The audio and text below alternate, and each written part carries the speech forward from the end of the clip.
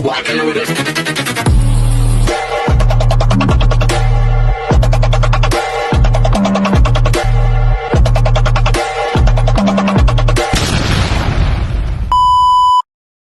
Hi everyone! Good evening! I'm back! It's your Mama Sam dito sa Sam Sam TV. Kamusta naman kayo mga amigo, amiga, kumare at kumpare? Sana lahat kayo ay okay at safe ngayong gabi. Syempre kung ako naman ang tatanungin nyo, nakikita naman ninyo ang fresh ng beauty natin, di ba? Ganyan talaga kapag umiinom ka ng maraming vitamin C, charot. Fresh overload tayo. Kasi nakaidlip ako. Natulog ako ng 1 hour. Tapos kagigising ko lang. Tapos ayan, nag-shower ako. Ito ang resulta. Walang makeup yan, guys. May tagyawat ako. Charot. So, yon. So, ang sarap lang ng feeling talaga kapag nakakaidlip ka, no? So, mas parang yung energy mo tumataas ng bonggang-bongga. Kaya, maganda tayo ngayon. At eto nga, grabe, ang init ng panahon dito. Sobra. So, pag lumabas ka talaga ng bahay, grabe, para kang tinotorta sa initan. At eto nga, grabe, 40 degrees daw kami. O, saan ka pa? Sabi ko nga, bakit yung mga bata hindi pa silang magbakasyon? Nakakaloka. Ayaw daw nung director namin sa isang buwan, sa isang linggo pa daw. Sabi ko, grabe, sinulit nyo talaga yung March. Eh, yung iba nagpapahinga na. Bakasyon na yung ibang bata. Samantalang kami, eto, pasok pa din. Kawawa naman yung mga bata. Sabi ganun, summer class daw yun. Sabi ko, Diyos ko, summer class. Kawawa naman yung mga bata na, alam mo yon na gustong magpahinga, gustong maglaro. Ewan ko ba, puro aral yung ginagawa nila. Kakaloka. Ay, nako. So, yon. So, actually, hanggang Friday na lang ako eh. Actually, bukas eh. Pero ano, sagad na natin next month. Next week. Kasi ganun din naman. So, matatapos pa ako sa ano pa. Sa parang, kailan ba?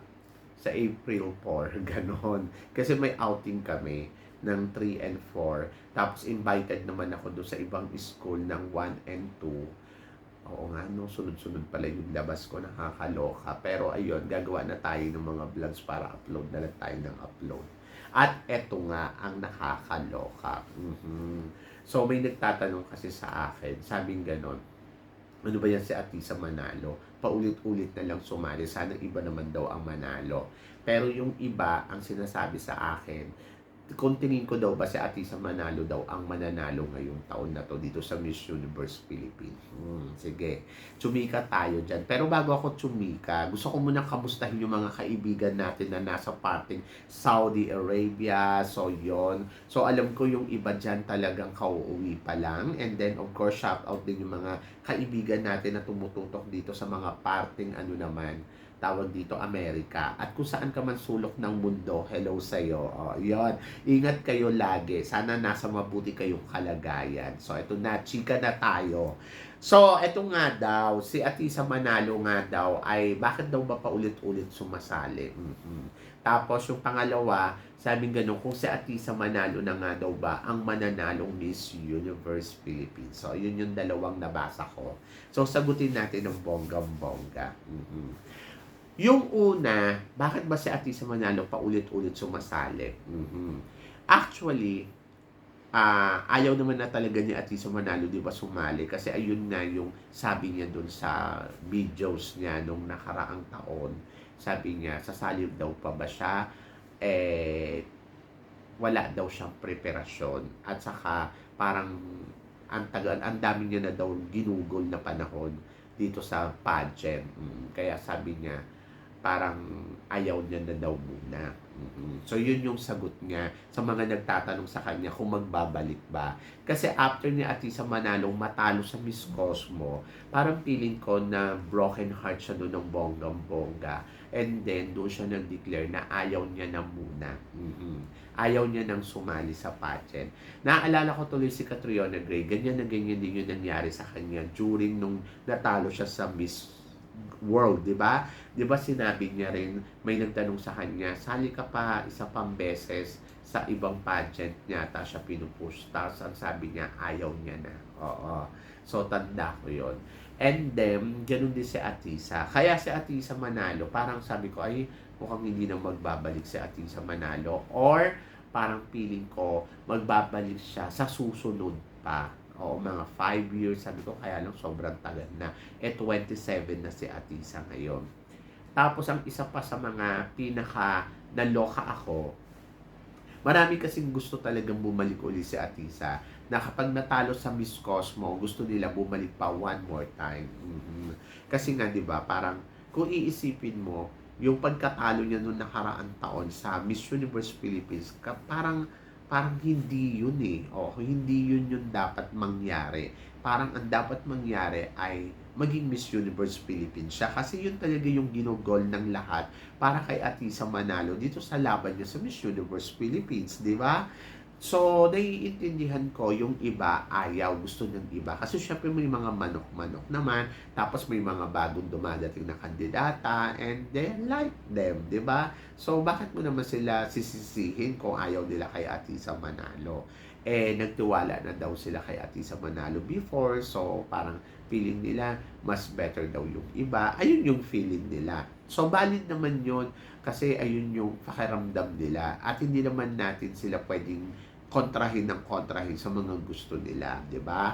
Kung ako ang tatanungin mo, tamang nagbalik si Atisa Manalo this year. Kaya doon sa nagsasabi, ano ba yun si Atisa Manalo? Pabalik-balik. Hello, yung iba nga 3 beses sumasali. Yung iba pa, pang-4 pa. O, yung iba pa, 5. O, so yun. So, it doesn't matter as long na gusto niya. Ang mahirap, yung hindi niya gusto, tapos pinilit siya. Di ba? So, yun. So, mas mahirap yun, yung napipilitan lang siyang sumali. At least nandiyan siya, tinupad niya pa rin yung mga kagustuhan ng mga manok, ng mga may ano sa kanya, may gusto.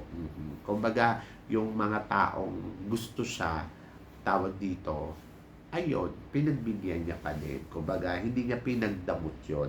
At huwag natin yun kontrahin kasi gusto niya yon at gusto ng mga tao. So, alam ko yung iba ayaw, pero yung iba, talagang gusto talaga nilang bumalik at natuwa silang bumalik si Atisa Manalo. In fairness ha, naniniwala pa rin talaga sila kay Atisa Manalo na kaya tong ipanalo. So, ako, masaya ako na nagbalik siya at pinatunayan niya sa atin lahat na ay kaya niya pala talagang lumaban uli. More than doon sa nag-quit na siya dahil natalo siya sa isang pageant na hindi mo alam kung ano ang credibility na meron, at parang feeling natin na parang naagrabyado dito si Atisa ng bonggang-bongga, at kung magkukwit siya ng ganun-ganun lang, parang sinabi mo na talunan ng isang Atisa Manalo. So I think hindi talunan ang isang Atisa Manalo, dapat kung saan ka nadapa, doon ka bumangon. At etong pagkakataon na pagsali uli ni Atisa Manalo, mas lalong lumaki yung tsansa na kay Atisa Manalo mapunta ang korona ng Miss Universe Philippines, di ba?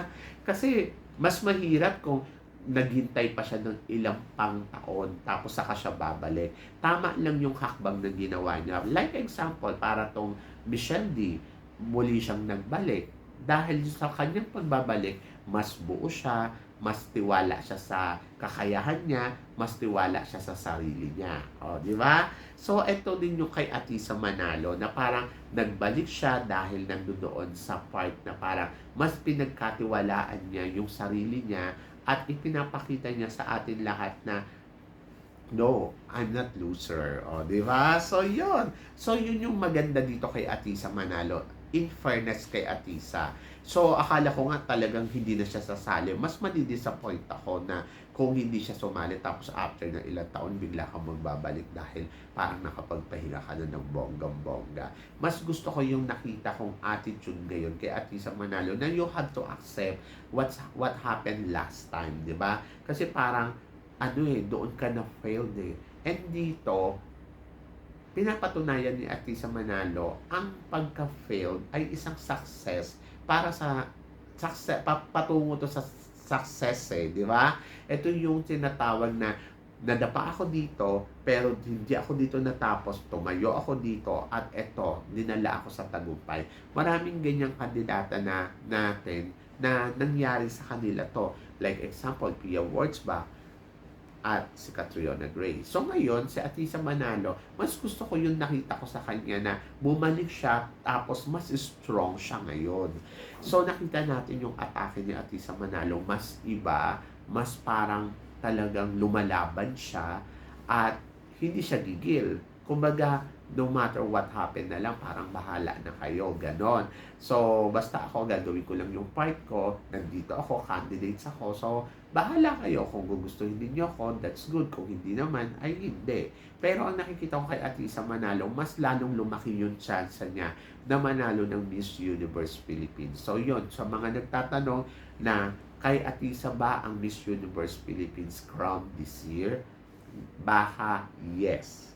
Siya ang kauna-unahan na pwedeng makoronahan ng from Binibining Pilipinas ng Miss Universe Philippines. Oo.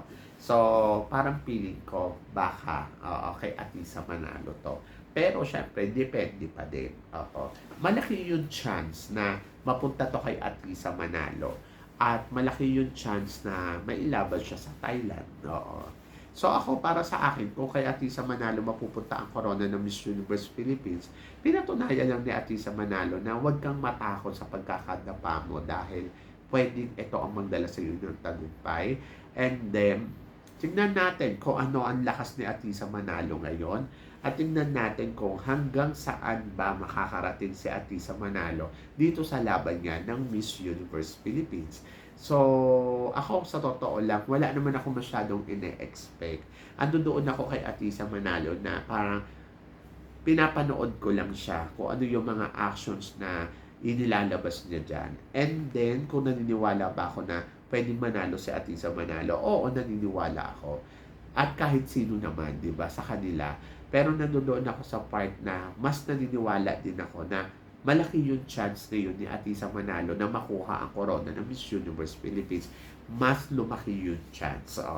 Kung noon, parang nandoon siya sa nag-aalinlangan pa, but ngayon parang feeling ko nandoon siya sa part na sobrang laki ng porsyento na mas pinaniniwalaan niya na yung sarili niya at inilalaban niya to ng bonggang-bongga.